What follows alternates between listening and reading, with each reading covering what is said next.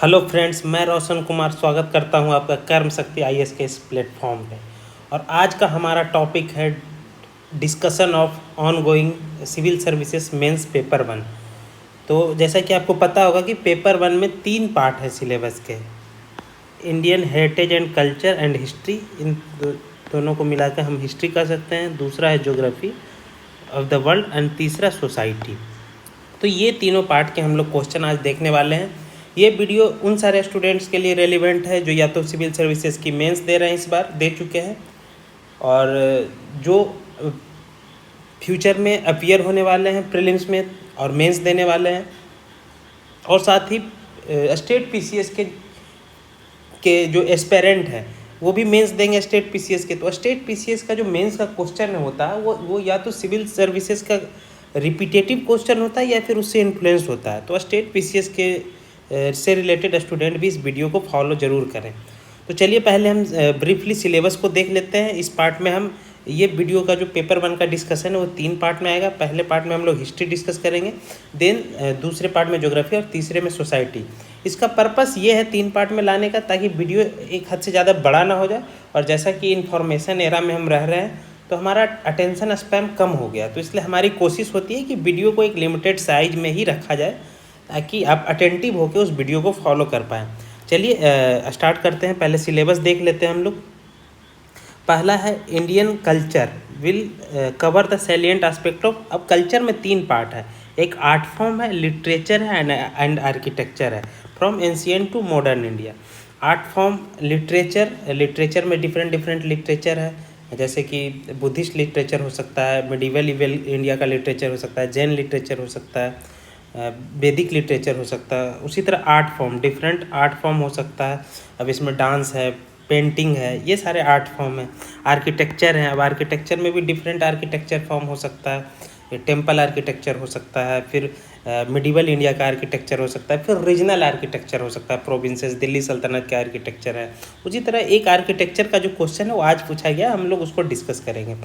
दूसरा है 2 bullet point में कवर किया गया मॉडर्न हिस्ट्री का syllabus. Modern Indian history about from the about the middle of 18th century, मतलब 1750 onwards modern India until the present, अब तक का मतलब अब तक का मतलब सेंस हुआ 1947 तक। और इसके बीच में क्या क्या पढ़ना है, सिग्निफिकेंट इवेंट्स। अब इसके बीच में जो भी इवेंट्स हुआ होगा, जैसे 1857 का रिवोल्ट हुआ होगा, ट्राइबल रिवोल्ट हुआ होगा, क्विट इंडिया मूवमेंट हुआ होगा। पर्सनालिटीज, अब पर्सनालिटीज़ में क्लियरली नहीं लिखा गया किस किस पर्सनालिटीज़ के बारे में हमें पढ़ना है, लेकिन आप समझ सकते हैं कि जब हम मॉडर्न इंडिया की बात करते हैं तो मेजर पर्सनालिटी कौन कौन हो सकते हैं। गांधी जी हो सकते हैं, नेहरू हो सकते हैं, सुभाष चंद्र बोस हो सकते हैं, अम्बेडकर हो सकते हैं, और साथ ही जो कुछ ऐसी पर्सनालिटी जिस पे क्वेश्चन प्रीवियस ईयर में पूछा गया है और पूछे जाने की संभावना है, वो भी हमें प्रिपेयर करना है। इशूज़, मतलब फ्रीडम स्ट्रगल के ड्यूरिंग क्या इशूज़ था, जैसे कम्युनलिज्म का इशू था, कैसे प्रिंसली स्टेट वीक पड़ गए थे उस समय, तो इस तरह के इशू, जमींदारी का इशू था, तो इस तरह के इशूज़ भी सिलेबस में मेंशन्ड है। अगला है इसी मॉडर्न इंडिया में freedom struggle, its various stage and important contribution from different part of the country. Various stage का मतलब जैसे आप देखेंगे कि पहले मॉडरेट स्टेज आया, फिर एक्सट्रीमिस्ट स्टेज आया, फिर गांधीयन फेज आया, तो उसी तरह डिफरेंट स्टेज है। जब आप फ्रीडम स्ट्रगल को पढ़ेंगे तो वो सारे स्टेजेज के बारे में, उसमें क्या फीचर थे, कैसे उसका क्या कंट्रीब्यूशन रहा उस स्टेज का, उसी तरह डिफरेंट पार्ट ऑफ कंट्री का क्या कंट्रीब्यूशन रहा, नॉर्थ ईस्ट का क्या कंट्रीब्यूशन रहा, सेंट्रल इंडिया का क्या कंट्रीब्यूशन रहा, साउथ इंडिया का क्या कंट्रीब्यूशन रहा, डिफरेंट सेक्टर्स का क्या कंट्रीब्यूशन रहा, एग्रीकल्चर का, लेबर का। तो ये सारा हुआ मॉडर्न हिस्ट्री। अगला है पोस्ट इंडिपेंडेंस। पोस्ट इंडिपेंडेंस में क्या है, post independence consolidation and reorganisation within the country, मतलब पोस्ट इंडिपेंडेंस 1947 के बाद कैसे कंसोलिडेट हुआ, जैसे कि हमारा इंडिया डिफरेंट प्रिंसली स्टेजेज में बटा हुआ था, तो वो कैसे पॉलिटिकल कंसोलिडेशन हुआ, लैंग्वेज का क्या कंट्रोवर्सी था, और कैसे रीऑर्गेनाइजेशन हुआ इंडिया का। जैसे आप जानते होंगे कि पहले अलग तरीके से स्टेट का डिवीज़न था, फिर स्टेट रीऑर्गेनाइजेशन कमीशन आया, तो ये सारे इशू हमें पढ़ने हैं। नेक्स्ट वाला जो पार्ट है ये कोई सिलेबस का पार्ट नहीं है, यूपीएससी ये हर पेज में मेंशन की हुई है।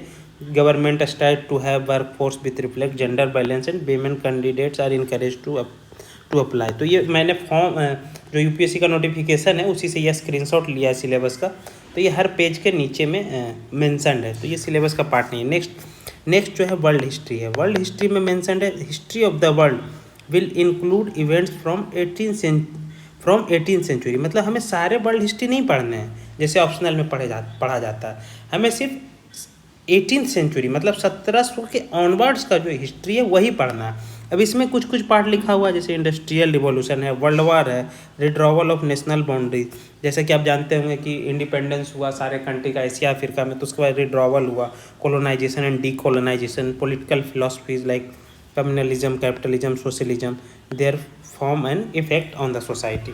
अब एक बात गौर करेंगे कि बहुत सारे इसमें जो इंपॉर्टेंट वर्ल्ड हिस्ट्री का टॉपिक है जैसे French revolution, American revolution, Russian revolution, ये सारे सिलेबस में मेंशन नहीं है, लेकिन ये भी 17th सेंचुरी ऑनवर्ड्स के इवेंट्स हैं और प्रीवियस ईयर में इस पर क्वेश्चन पूछे गए हैं, इसलिए हमें ये भी पढ़ना है वर्ल्ड हिस्ट्री में। ठीक है, तो ये सारे हिस्ट्री के पार्ट हैं और आप देखेंगे कि जो मेंस का सिलेबस है मोर और लेस क्लियरली डिफाइंड है, अनलाइक प्रीलिम्स जहाँ पर वेगली डिफाइंड है। तो इसमें अगर हम अच्छे से तैयारी करें मेंस की तो चांसेस है कि आप क्वेश्चन प्रिडिक्ट कर सकते हैं, जैसा कि आज हम डिस्कस करेंगे तो आपको समझ में भी आएगा। तो चलिए क्वेश्चन की तरफ मूव करते हैं। तो यूपीएससी में 3 घंटे का पेपर होता है और 20 क्वेश्चन पूछे जाते हैं। 10 क्वेश्चन 10 मार्क्स के होते हैं और अगले 10 क्वेश्चन तो जैसा कि आप देख सकते हैं स्टार्टिंग के ये 10 क्वेश्चन हैं, ये 10 मार्क्स के हैं और नेक्स्ट 10 क्वेश्चन 15 मार्क्स के हैं, 11 से लेकर 20 तक।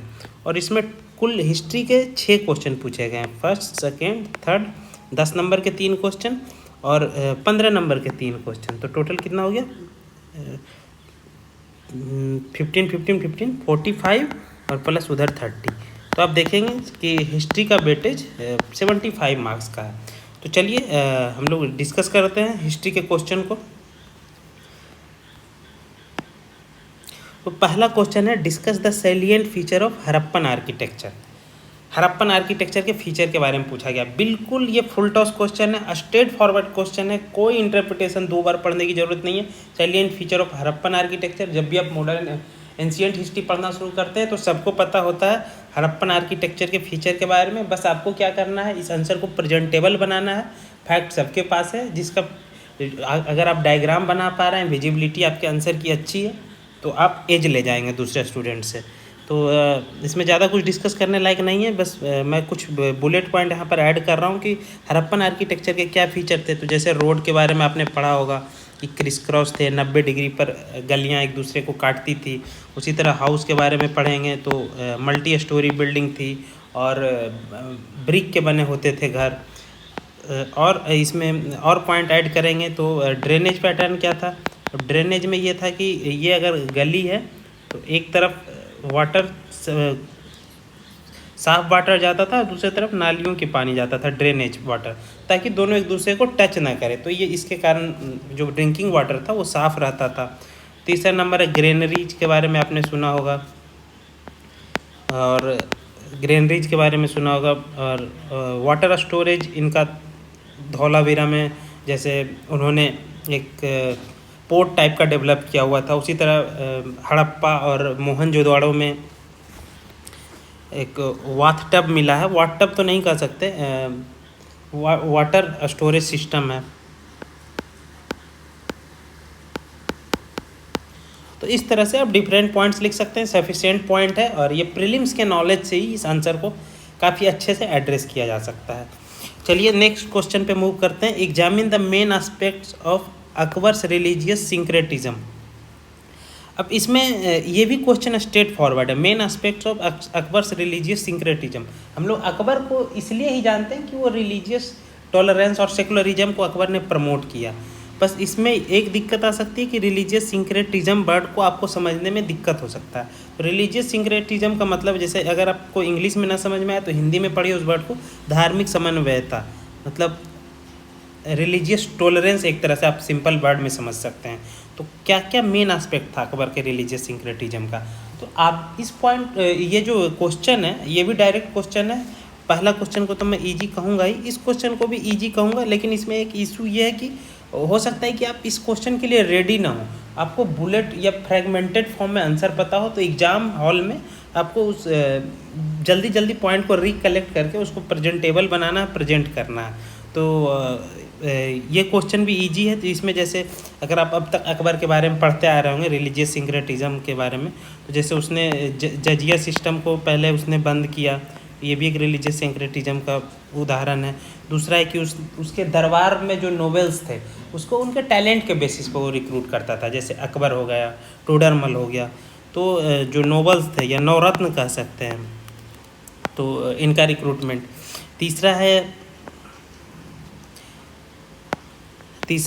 तीसरा दीन इलाही धर्म, जिसमें कि डिफरेंट डिफरेंट रिलीजन के जो अच्छे अच्छे फीचर थे उसको कलेक्ट करके उसने एक नया रिलीजन बनाया। तो ये भी एक रिलीजियस सिंक्रेटिज्म का एक एग्जांपल है। दूसरा है इबादत खाना। इबादत खाना में क्या होता था कि रिलीजियस डिस्कशन होता था, तो इसके कारण एक रिलीजन दूसरे रिलीजन के बारे में जान सकते हैं और जो अच्छे प्रैक्टिसेस हैं उसको प्रमोट किया जाता था। तो ये सारे इबादत खाना हुआ। और आर्किटेक्चर में भी उसने सारे जो प्रिवेलिंग आर्किटेक्चरल फॉर्म थे, भले ही वो रिस्पेक्टिव ऑफ रिलीजन, सारे को उसने लिया। इसमें जैसे एग्जांपल अगर आप डालना चाहते हैं तो फतेहपुर सिकरी का एग्जांपल डाल सकते हैं। तो इस तरह से इस अकबर के रिलीजियस सिंक्रेटिज्म में डिफरेंट एग्जांपल्स आपको मिल जाएंगे। ये क्वेश्चन ईजी है और पहला और दूसरा क्वेश्चन किसी भी बुक में आपको मिल जाएगा। लेकिन अगर आपने आर्ट एंड कल्चर अच्छे से प्रिपेयर किया तो आपके पास एग्जाम्पल और सफिशिएंट होंगे। तीसरा क्वेश्चन है the sculptures filled the Chandela art form with resilient vigour and breadth of life illustrated. अगर आपको इंग्लिश में समझने में प्रॉब्लम हो रहा है तो हिंदी पढ़ सकते हैं। मूर्तिकारों ने चंदेल कला रूपों को जीवन की व्यापकता और लचकदार ओज से भर दिया। मतलब जीवन की व्यापकता, ब्रेड्थ ऑफ द लाइफ, मतलब डिफरेंट फॉर्म ऑफ लाइफ को उसमें दिखाया गया चंदेला आर्ट फॉर्म में। और रेजिलियंट विगर मतलब समझ सकते हैं कि काफ़ी अच्छा था वो, अगर आपको सिंपली समझना तो, कि वो आर्ट फॉर्म काफ़ी रिच है। तो ये क्वेश्चन को मैं टफ कैटेगरी में इसलिए रखूँगा क्योंकि चंदेला आर्किटेक्चर के बारे में, आर्ट फॉर्म के बारे में 10 मार्क्स में लिखना एक चैलेंजिंग टास्क है। लेकिन अगर आपने प्रीलिम्स की तैयारी अच्छे से किया, मेंस में तो कोई इस टॉपिक से, एक चंदेला जो एक छोटा सा किंगडम है उसके बारे में डिटेल कोई पढ़ता नहीं है। लेकिन अगर आपने प्रीलिम्स में तैयारी की है तो 4-5 बुलेट पॉइंट आपके पास हैं चंदेला के बारे में, या फिर अगर आपने आर्ट एंड कल्चर में दूसरे आर्किटेक्चर के भी क्वेश्चन लिखे तो आप आंसर को फॉर्म कर सकते हैं। कुछ क्वेश्चन ऐसे आएंगे जो बाउंसर आएंगे, इसको मैं ये दोनों, जैसे अगर फुल टॉस क्वेश्चन था फर्स्ट और सेकेंड, तो ये बाउंसर क्वेश्चन है तीसरा नंबर। तो आप बाउंसर को लिख सकते हैं अगर आपकी प्रैक्टिस अच्छी है या प्रीलिम्स के कुछ फुडर मटेरियल आपके पास है। तो चंदेला आर्ट के बारे में अगर मैं लिखता हूँ, इसको थोड़ा मिटा देता हूँ, स्पेस मिल जाएगा। तो चंदेला आर्ट के बारे में अगर आप जानते होंगे तो जैसे कुछ पॉइंट मैं यहाँ पर जॉट डाउन करने की कोशिश करता हूँ। तो खजुराहो इसका एक टेम्पल है और हमको 2 पॉइंट पर ध्यान देना है, resilient vigour and breadth of the life. तो लाइफ के डिफरेंट ब्रेड्थ को कवर किया गया है। तो जैसे इसमें जो चंदेला आर्ट फॉर्म है, एक तो आप इंट्रो में डेट लिख सकते हैं कि ये अराउंड 10th से 12th सेंचुरी के अराउंड एग्जिस्ट करता था, MP वाले एरिया में है। अब लाइफ के डिफरेंट फॉर्म को, तो जैसे उसमें डांस के बारे में दिखाया गया है, म्यूजिक के बारे में दिखाया गया, उसके टेम्पल पे ये सारे हमें फीचर दिखते हैं। तीसरा नंबर, आप जब नितिन सिंघानिया पढ़ेंगे तो उसमें कुछ पॉइंट्स मेंशन है कि जैसे कार्विंग, इंट्रिकेट कार्विंग किया गया और वो दोनों पार्ट पे किया गया, मंदिर के आउटसाइड और इनर साइड पे। तो ये सारे फीचर जो स्कल्पचर ने उस पर लाने की कोशिश की है। चौथा नंबर की, हम जो हिंदुइज्म में हम पुरुषार्थ की बात करते हैं, अर्थ धर्म काम मोक्ष, अर्थ धर्म काम और मोक्ष।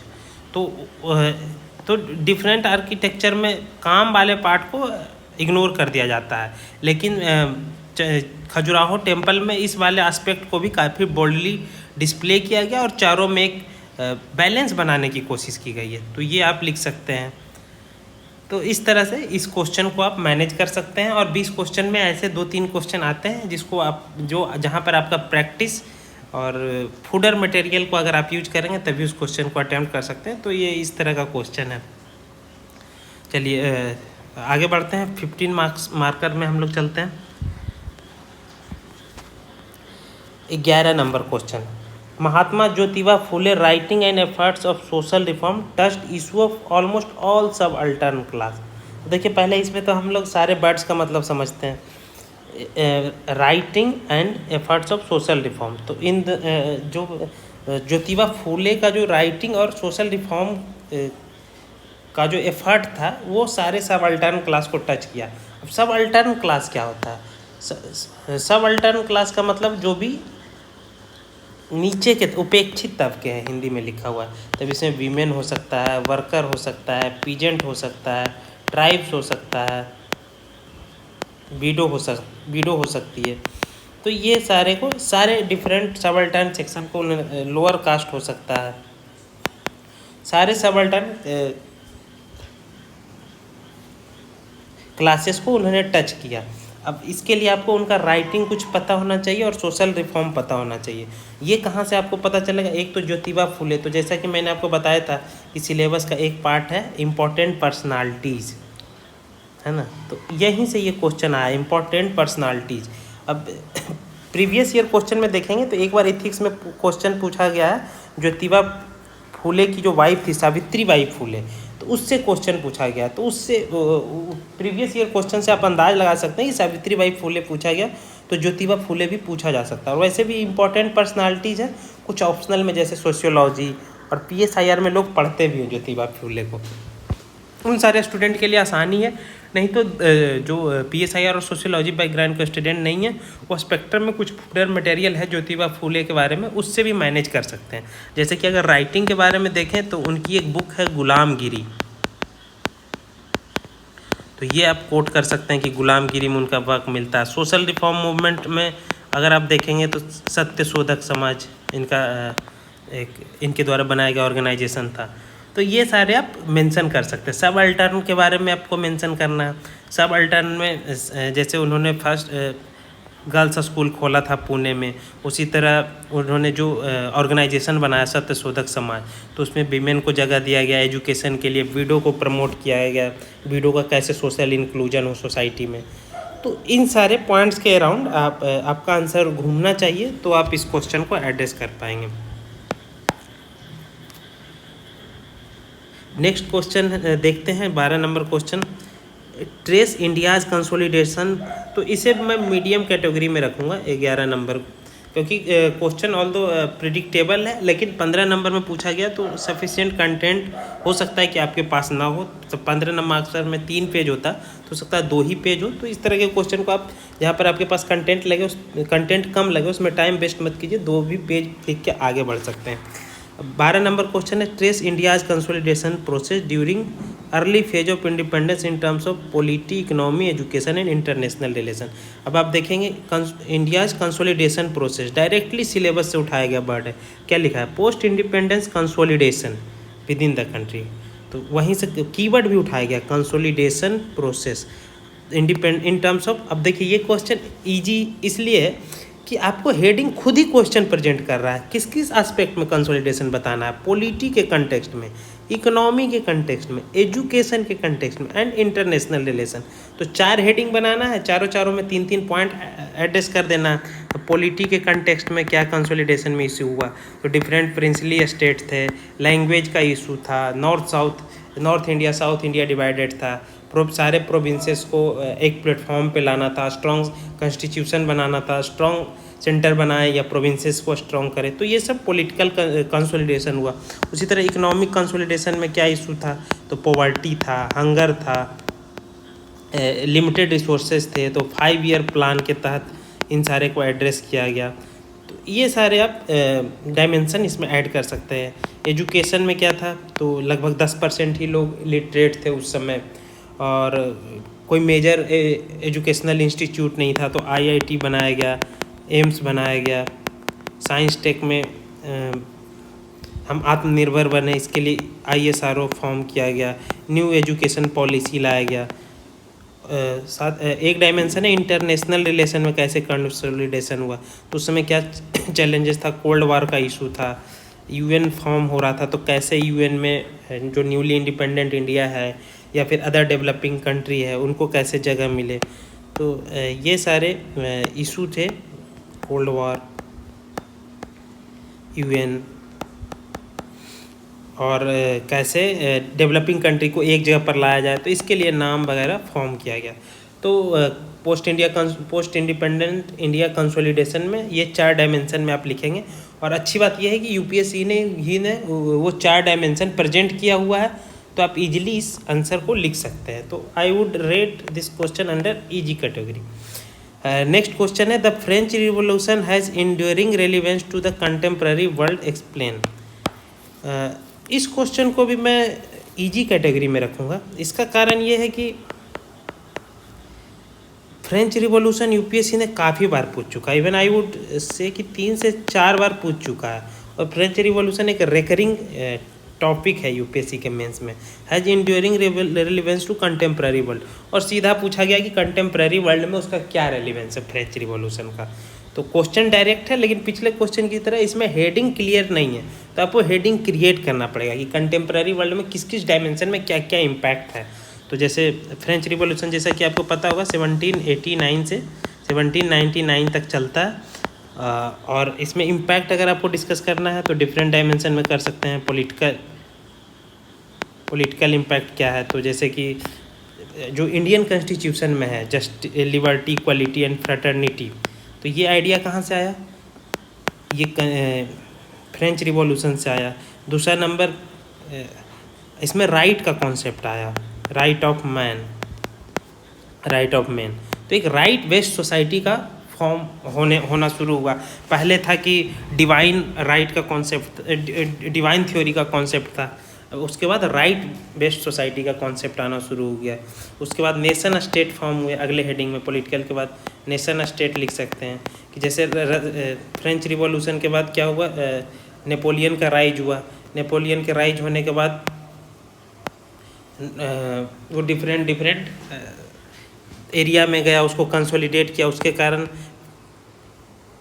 डिफरेंट नेशन का फॉर्म हुआ। इटली का फॉर्मेशन हुआ, जर्मनी का फॉर्मेशन हुआ। बेसिकली नेशनलिज्म का राइज हुआ, आप कह सकते हैं, राइज ऑफ नेशनलिज्म। तो ये आप इसमें मेंशन कर सकते हैं। उसी तरह इकोनॉमी में क्या इम्पैक्ट हुआ, तो पहले क्या था, फ्यूडल सिस्टम था, एग्रीकल्चरल बेस्ड सोसाइटी था। फ्रेंच रिवॉल्यूशन का इम्पैक्ट ये हुआ कि कैपिटलिज्म का राइज होना शुरू हुआ, क्योंकि बैंकिंग सिस्टम का ग्रोथ हुआ, रेलवे का ग्रोथ हुआ। ये सारे आप डायमेंशन ऐड कर सकते हैं फ्रेंच। और रिपब्लिक का लोग जो मोनार्की से फेडअप हो गए, उसके कारण फिर रिपब्लिक सिस्टम का राइज हुआ। डेमोक्रेसी को एक बल मिला, प्रमोशन मिला। तो ये सारे पॉइंट्स आप लिख सकते हैं। तो फ्रेंड्स, ये हमारा आज का हिस्ट्री का पार्ट था। नेक्स्ट दो वीडियो में हम ज्योग्राफी और सोसाइटी डिस्कस करेंगे। तो जुड़े रहिए कर्म शक्ति IAS के साथ। और आपकी सुविधा के लिए ये PDF भी टेलीग्राम ग्रुप में डाल दिया जाएगा, तो आप टेलीग्राम ग्रुप ज़रूर ज्वाइन करें। Thank you.